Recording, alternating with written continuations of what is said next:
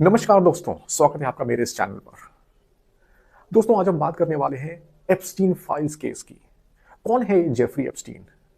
क्या है ये पूरा जेफरी एप्स्टीन फाइल्स केस मामला? आइए इसको समझते हैं। जेफरी एप्स्टीन ये क्राइम की दुनिया का वो काला सच है जिसके नाम से आज बड़े बड़े पॉलिटिशियंस, बड़े बड़े ब्यूरोक्रेट्स, बिजनेसमैन थर थर कांप रहे हैं।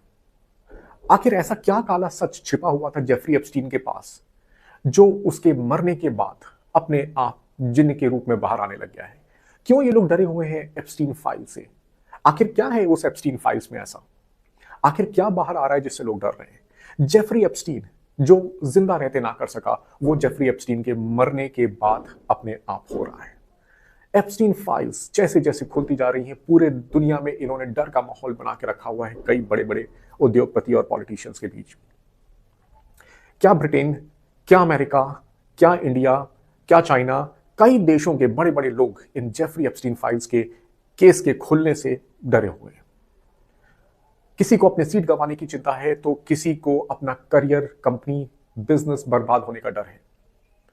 इतनी खतरनाक रूप ले चुकी है एप्स्टीन फाइल्स। आइए समझते हैं कि आखिर क्या है एप्स्टीन फाइल्स में ऐसा जिसने इस पूरे दुनिया की पॉलिटिक्स को हिला के रख दिया है। इसके पहले हम आगे बात करें, आप प्लीज इस चैनल को सब्सक्राइब कीजिए, वीडियो को लाइक, कमेंट, शेयर कीजिए ताकि आप ऐसे वीडियोस और पा सके। Thank you. आइए बात करते हैं शुरू से। सन 80 के दशक में आपको 1980s के डेकेड में लेके चलता हूं। 80 के दशक में जेफरी एप्स्टीन, इन्होंने वॉल स्ट्रीट की एक कंपनी बेयर स्टर्न्स छोड़कर अपनी खुद का फाइनेंशियल बिजनेस शुरू किया। बहुत ही कम समय में जेफरी एप्स्टीन का बिजनेस बहुत फ्लरिश कर गया, बहुत तरक्की कर गया। इन्होंने बहुत कम समय में बहुत ज्यादा पैसा कमा लिया और इस पैसा कमाने की वजह से इन्होंने अमेरिका के अलग अलग जगह पर निहायती बेशकीमती प्रॉपर्टीज खरीदी, रिहायशी इलाकों में बड़े बड़े प्रॉपर्टीज खरीदी। इससे ये सुर्खियों में आ गए, बड़े बड़े लोगों के संपर्क में आ गए। उस समय के कई नामी गिरामी चेहरे जैसे माइकल जैक्सन, आज के मौजूदा राष्ट्रपति यूएस के डोनाल्ड ट्रंप, पूर्व राष्ट्रपति बिल क्लिंटन और ड्यूक ऑफ यॉर्क जो फॉर्मर ड्यूक ऑफ यॉर्क थे, और किंग चार्ल्स III के छोटे भाई एंड्रयू माउंटबैटन, ये सब इनके संपर्क में आए। ऐसा एप्स्टीन फाइल्स में पता चलता है। ये सब इनके संपर्क में आने लग गए, इनकी दोस्ती बढ़ने लग गई। इनके बीच में क्या रिश्ता था, क्या तालमेल था, ये पूरी तरह से नहीं कहा जा सकता, लेकिन ये संपर्क में आने लग गए। जेफरी एप्स्टीन जैसे जैसे उसका रसूख बढ़ता गया, जैसे जैसे उसके पास इन लोगों के साथ उठना बैठना बढ़ता गया, उसका स्टेचर बड़ा होता गया, उसका कद बड़ा होता गया। 90s में ऐसा देखा गया कि ट्रंप और एप्स्टीन की दोस्ती गहराने लग गई। ट्रंप और एप्स्टीन को कई बार पार्टीज में साथ देखा जाने लग गया। एप्स्टीन ने ट्रंप को होस्ट भी किया। कई पार्टीज में ट्रंप और एप्स्टीन साथ दिखे, इवन चीयर लीडर्स भी इनके साथ दिखी। और जो कैलेंडर गर्ल्स को चुनने के लिए ज्यूरी बनती थी, उस ज्यूरी में भी दोनों साथ दिखे। ट्रंप ने अक्सर अपने ऊपर लगने वाले कई आरोपों को, जो कई महिलाओं ने उनके ऊपर आरोप लगाए कि ऐसे कई मौकों पर ट्रंप ने उनके साथ गलत व्यवहार किया, ट्रंप ने हमेशा ऐसे आरोपों का खंडन किया। लेकिन सिर्फ खंडन होने से बात नहीं बनती। फ्लाइट के रिकॉर्ड्स जो एप्स्टीन फाइल से मिले हैं, फ्लाइट के रिकॉर्ड्स, वो फ्लाइट के रिकॉर्ड्स क्लियरली दिखाते हैं कि उस समय में डोनाल्ड ट्रंप ने कई बार एप्स्टीन के प्राइवेट जेट से यात्राएं की। और ना ही सिर्फ डोनाल्ड ट्रंप ने, बिल क्लिंटन ने भी कई बार उसके प्राइवेट, एप्स्टीन के प्राइवेट जेट से कई यात्राएं की। हालांकि जब बिल क्लिंटन के जो स्पोक्स पर्सन है उनसे पूछा गया तो उन्होंने कहा कि ये यात्राएं बिजनेस पर्पस से थी, क्लिंटन फाउंडेशन को लेकर थी। लेकिन आप और हम समझ सकते हैं, ये बात है साल 2000 की। डोनाल्ड ट्रंप ने जेफरी एप्स्टीन और उनकी महिला साथी गिज़लेन मैक्सवेल, जो इस पूरे काले कारनामे में उनका साथ देती थी, इन दोनों को अपनी पार्टी में मार अ लागो रिजॉर्ट, अपने आइलैंड के रिजॉर्ट पर बुलाया। वहां पर गिज़लेन मैक्सवेल की नजर एक स्टाफ पर, एक महिला स्टाफ पर पड़ी।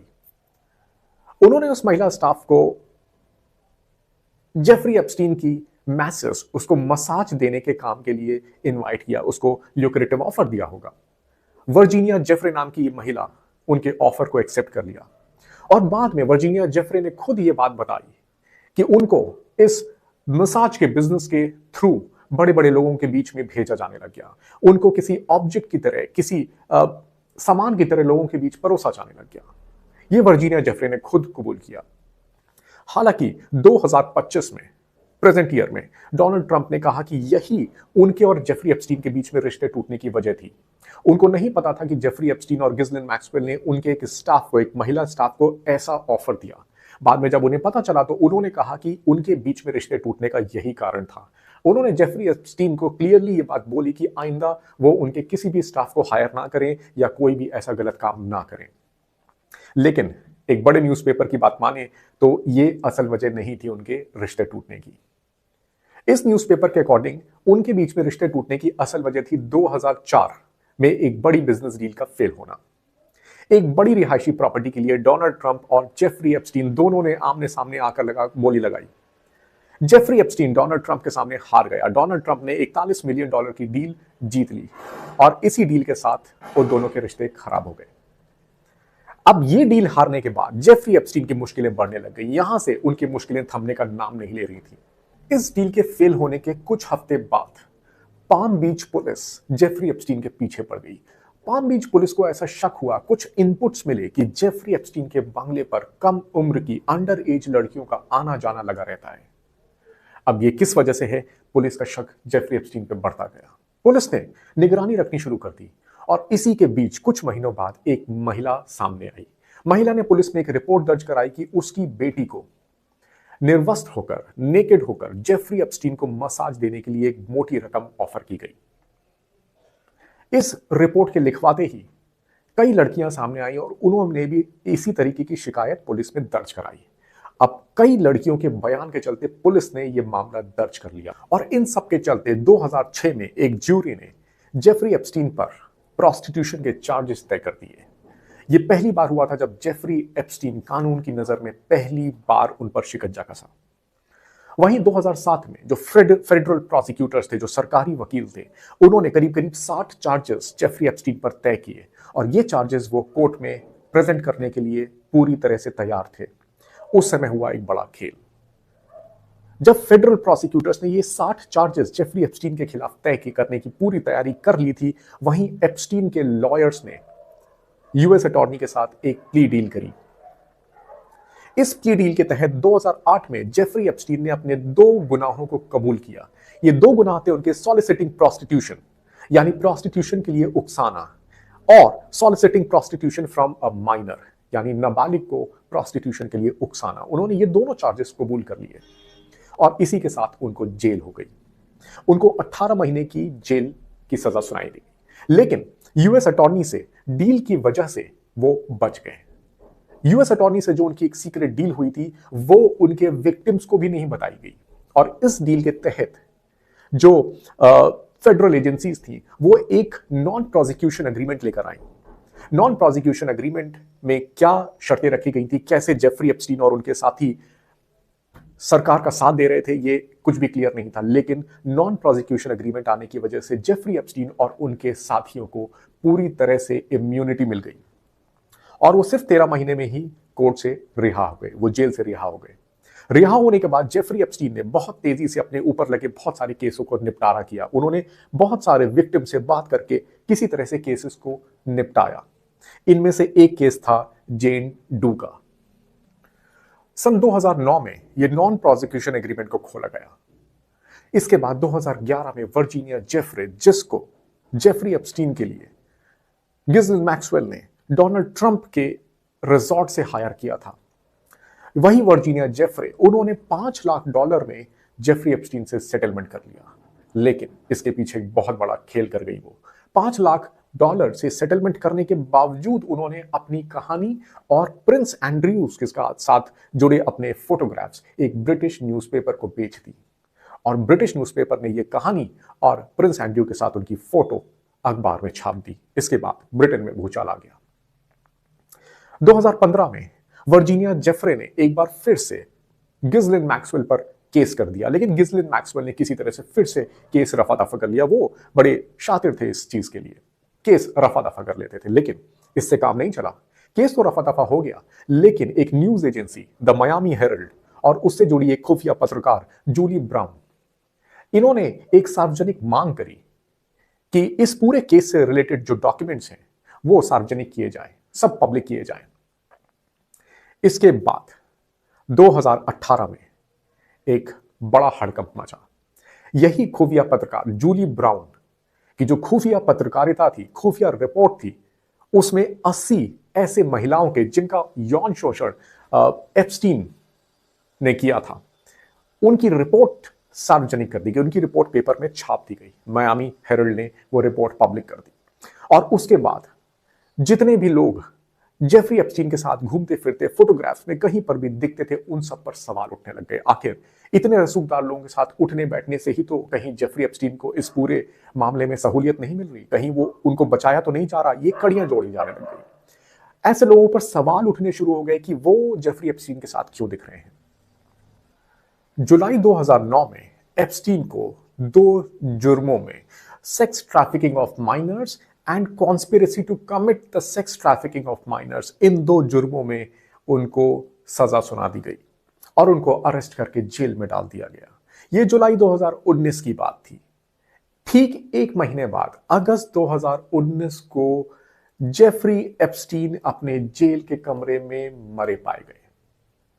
हालांकि जेल प्रशासन ने इसको सुसाइड की नाम देकर केस को रफा दफा कर दिया, लेकिन लोग इसे कुछ और समझ रहे थे। लोग इसे साजिश या मर्डर का अटेम्प्ट मान रहे थे। लोग मानने को तैयार नहीं थे कि यह सुसाइड है, लेकिन जेल प्रशासन ने इसको किसी तरह से बंद कर दिया। इसके बाद 2020 से 2022 के बीच जो जेफरी एप्स्टीन की सबसे करीबी महिला पार्टनर थी उनके बिजनेस में, गिस्लिन मैक्सवेल, उन पर कई आरोप तय किए गए, उन पर केस चले और उनको कई केसों में अपराध में उनको सजा मिली।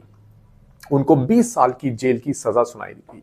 उन पर sex trafficking, conspiracy of sex trafficking, transporting minors for illegal sexual activity, ये सारे आरोप तय किए गए और उनको 20 साल की सजा सुना दी गई और वो जेल चली गई।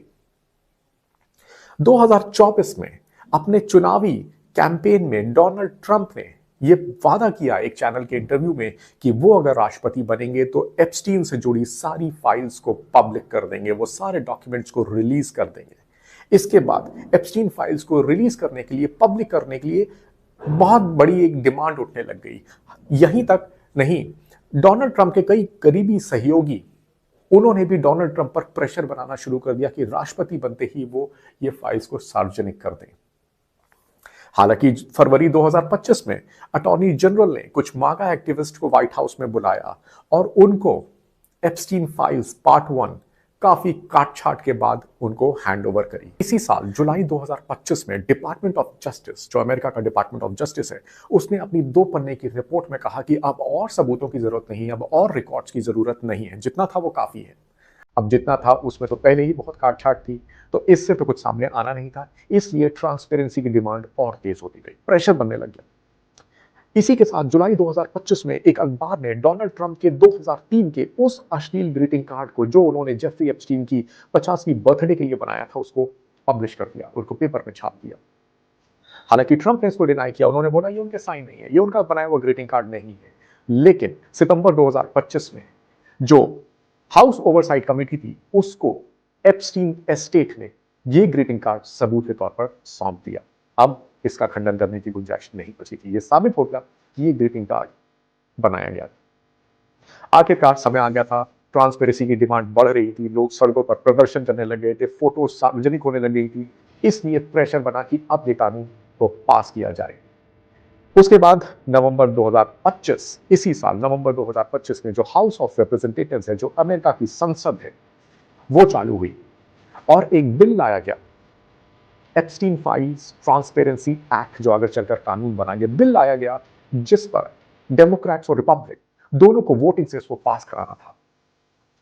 इस पर वोटिंग हुई। जब जनता का प्रेशर बनने लग गया, संसद में ये बिल डिस्कस हो रहा था, बाहर लोगों के प्रदर्शन चालू थे, ऐसे कई विक्टिम सामने आकर बयान देने लग गए, वो ऑन रिकॉर्ड बोलने लग गए, तो सांसदों के पास कोई ऑप्शन नहीं बचा। डेमोक्रेट्स ने, जिस समय ये बिल पर चर्चा हो रही थी, डेमोक्रेट्स ने 3 ऐसे ईमेल लीक कर दिए जिसमें डोनाल्ड ट्रंप का एप्स्टीन के साथ नाम जिक्र था। इसके जवाबी कार्रवाई में रिपब्लिकन्स ने भी ऐसे कई सारे 13,000 पन्नों के डॉक्यूमेंट्स रिलीज कर दिए जिसमें बाकी लोगों के भी नाम थे, जिसमें बिल क्लिंटन का भी नाम था। यह लड़ाई आपस में चलती रही और इसी के बीच अटॉर्नी जनरल ने इन्वेस्टिगेशन का वादा किया, लेकिन 18 नवंबर 2025 इसी साल 18 नवंबर 2025 को हाउस ऑफ रिप्रेजेंटेटिव्स ने 427 से ये बिल पास करके इसको कानून बनाने के लिए डोनाल्ड ट्रंप के साइन के लिए भेज दिया। देरी ना करते हुए और इसको डेमोक्रेट्स का एक प्रोपेगेंडा बताते हुए डोनाल्ड ट्रंप ने उस पर सिग्नेचर कर दिया और वो कानून बना। एप्स्टीन फाइल्स ट्रांसपेरेंसी एक्ट, ये कानून बनते ही 19 नवंबर को ये कानून बना और 1 महीने का टाइम दिया गया कि 19 दिसंबर को एप्स्टीन से जुड़ी सारी फाइल्स, सारे डॉक्यूमेंट सार्वजनिक करने हैं। 19 दिसंबर से ये डॉक्यूमेंट्स धीरे धीरे पब्लिक डोमेन में आने लग गए। हालांकि कितने आए कितने नहीं आए ये आपको मैं एक सेपरेट वीडियो में बताऊंगा। इसके बाद भी क्या पूरा पर्पस फुलफिल हुआ, क्या सारी चीजें पब्लिक डोमेन में आई, या अभी भी काटछाट किया जा रहा है, या अभी भी department of justice US administration के कहने पर काफी चीजें छिपा रही है, ये एक अलग मुद्दा है। लेकिन 19 दिसंबर 2025 से धीरे धीरे ये एप्स्टीन से जुड़े डॉक्यूमेंट्स, जो एप्स्टीन फाइल्स केस है उससे जुड़े डॉक्यूमेंट्स पब्लिक डोमेन में आने लग गए। ये था पूरा एप्स्टीन फाइल्स केस। अब आपको समझ में आ गया होगा कि जेफरी एप्स्टीन ने क्या काले कारनामे किए थे, किस तरह से बड़े बड़े लोग उनके साथ थे और उनके साथ जुड़े हुए जितने भी सबूत हैं, जितने डॉक्यूमेंट्स हैं, ये एप्स्टीन फाइल्स के तौर पर हमारे सामने धीरे धीरे आ रहे हैं। आप इस वीडियो को लाइक शेयर जरूर कीजिएगा, इस चैनल को सब्सक्राइब कीजिएगा। आप इस तरह के और भी वीडियोस में आपके लिए लेकर आता रहूंगा। नमस्कार।